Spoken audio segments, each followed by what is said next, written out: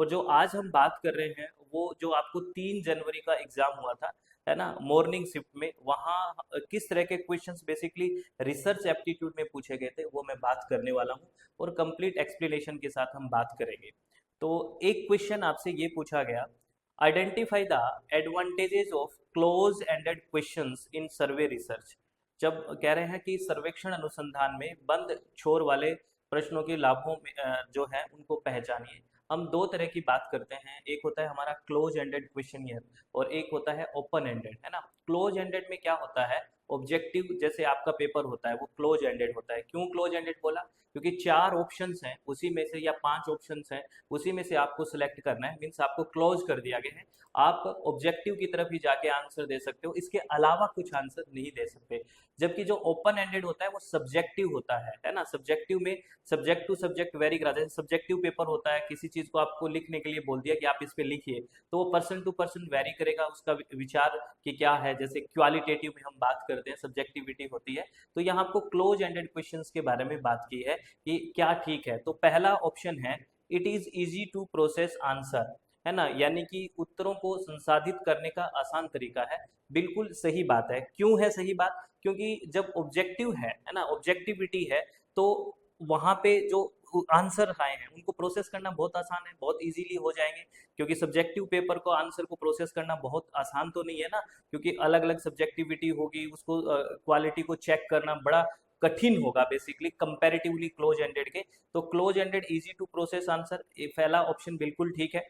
Second कह रहा है, respondent can answer it their own terms. जो उत्तरदाता है वो अपनी भाषा में उत्तर दे सकते हैं या अपनी ऑन टर्म में दे सकते हैं। अब आप कैसे, जैसे आपको ये बोल दिया कि आप इन 4 या 5 या क्लोज एंडेड में से ही आंसर दीजिए, तो अपनी तरह से कैसे आंसर दे पाएगा, अपनी तरह से तो सब्जेक्टिव होगा, यानी कि जहां ओपन एंडेड होगा वहां दे पाएगा। तो ये जो बी वाला है, ये respondent can answer in their own terms, ये बेसिकली क्लोज एंडेड के लिए, ये ओपन एंडेड के लिए है। तो इसलिए इसको हम काट देंगे क्योंकि हमें क्लोज एंडेड की बात पूछी है, तो बी कट गया। सी है, they are easy for the respondent to complete. उत्तरदाताओं के लिए उन्हें भरना आसान होता है। आपने कोई क्वेश्चन या क्लोज एंडेड बनाया है तो उसमें से टिक ही करना है। जैसे हम कई तरह के स्केल की बात करते हैं, गुटमन लिकर्ट, है ना, इस तरह के स्केल की बात करते हैं, एग्री, स्ट्रोंगली एग्री, डिसएग्री, है ना, कुछ 5 हमने पैरामीटर दे दिए, तो उसमें सेलेक्ट करना आसान हो जाएगा क्योंकि वहाँ पे ऑब्जेक्टिविटी है, उन्हीं ऑब्जेक्टिव में टिक करना है। तो जो रिस्पोंडेंट्स होते हैं उनके लिए ईजी हो जाएगा, तो ये भी ठीक बात कह रहा है, सी ठीक है। They allow unusual responses to be derived, उसमें असामान्य उत्तर प्राप्त किए जा सकते हैं। जब क्लोज एंडेड है तो वहाँ असामान्य उत्तर कैसे आएंगे, जो आपके ऑप्शंस हैं, जो ऑब्जेक्टिव है, उन्हीं में से ही आना है, ऐसे समझिए। कोई अलग से चीज तो आनी नहीं है, वो तो आ सकती है ओपन एंडेड में, तो ये भी नहीं होगा। तो हमारे पास क्वेश्चन का आंसर क्या बन गया, ए और C will be the right option. A और सी हो गया, वो राइट ऑप्शन बन गया।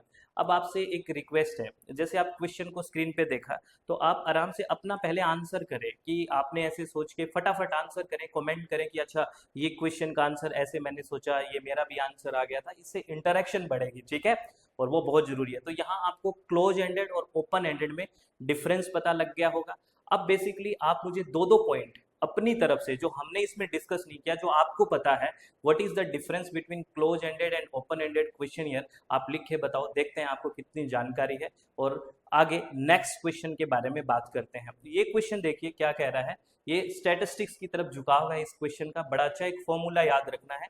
क्वेश्चन है, arrange the following pairs of standard deviation, जिसको डिनोट सिग्मा से करते हैं, and total number of sample in pertaining to different sampling distributions in the decreasing order of their standard error। Basically कह रहे हैं कि विभिन्न नमूना वितरणों से संबंधित मानक विचलन, जिसको स्टैंडर्ड डेविएशन बोला है, और नमूनों की कुल संख्या n के निम्नलिखित युग्मों को उनके मानक त्रुटि के घटते क्रम में व्यवस्थित करें।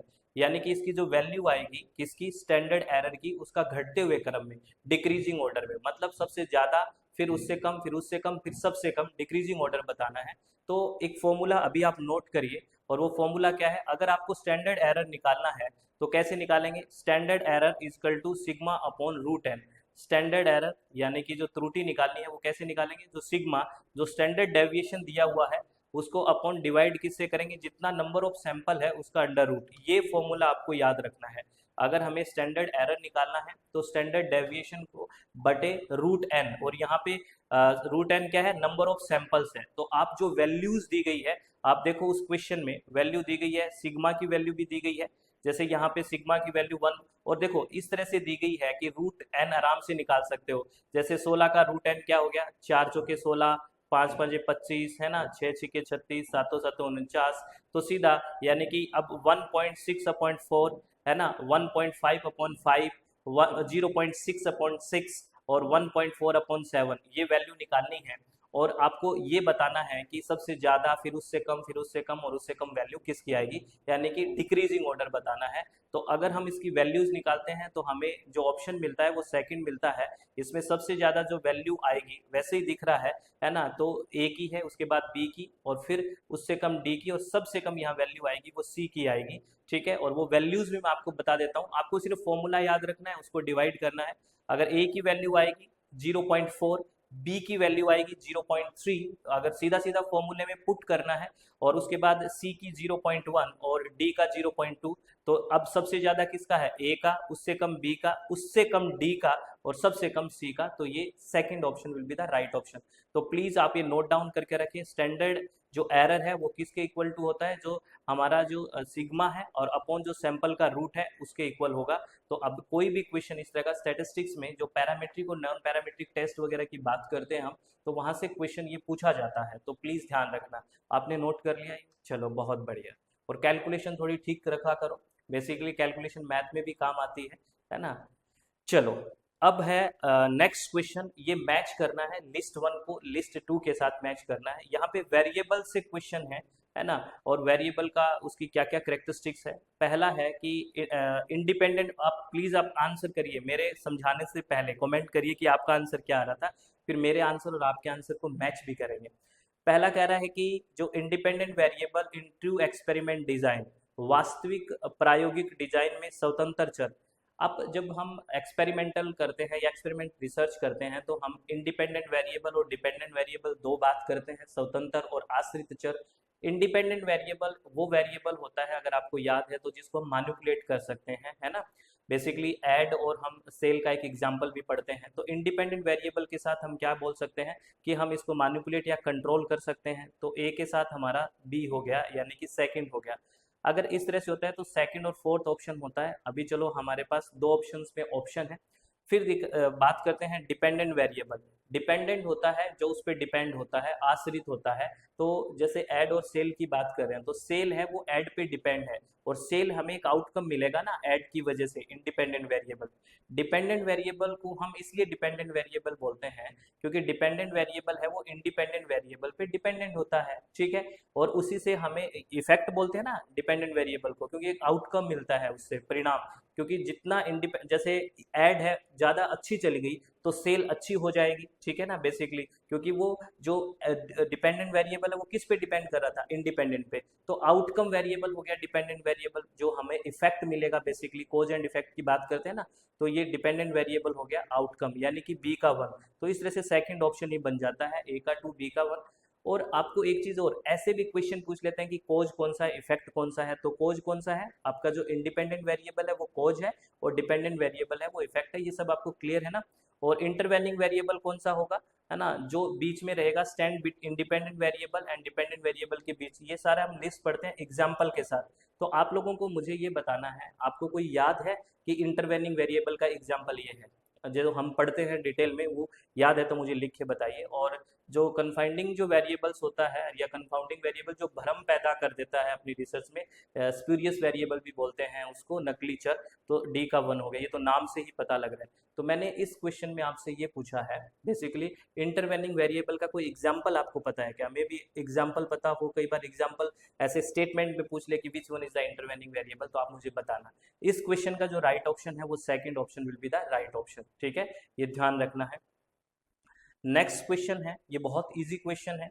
Basically measurement validity primary relates to, यानी कि जो मापन वैधता है वो मुख्य रूप से किससे संबंधित है, आपसे पूछा है। मेजरमेंट, आपको जैसे ही मेजरमेंट चीज सब में आई है, नंबर्स दिमाग में आए होंगे, और नंबर्स जैसे ही दिमाग में आई होगी तो क्वांटिटी दिमाग में आई होगी, सीधी सी बात है। तो this will be the quantitative research, यानी कि मात्रात्मक। और बाकी के बाकी सब क्वालिटी की बात कर रहे हैं। क्वालिटेटिव रिसर्च तो खुद ही लिखा है।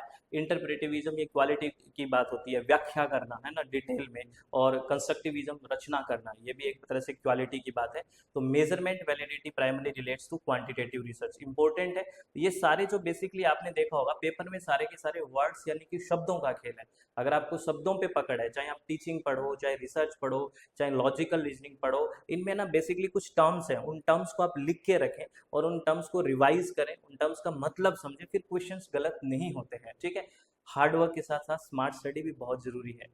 चलो नेक्स्ट क्वेश्चन की बात करते हैं। क्वेश्चन है उसी तरह का क्वेश्चन है थोड़ा। क्वेश्चन है which of the following represents the ontological orientation of qualitative research strategy. यहाँ पे बात करी है कि निम्नलिखित में से कौन गुणात्मक अनुसंधान रणनीतियों में के सत्ता मीमांसीय अभिविन्यास का प्रतिनिधित्व करता है। गुणात्मक का बेसिकली इस कीवर्ड को आप पकड़िए।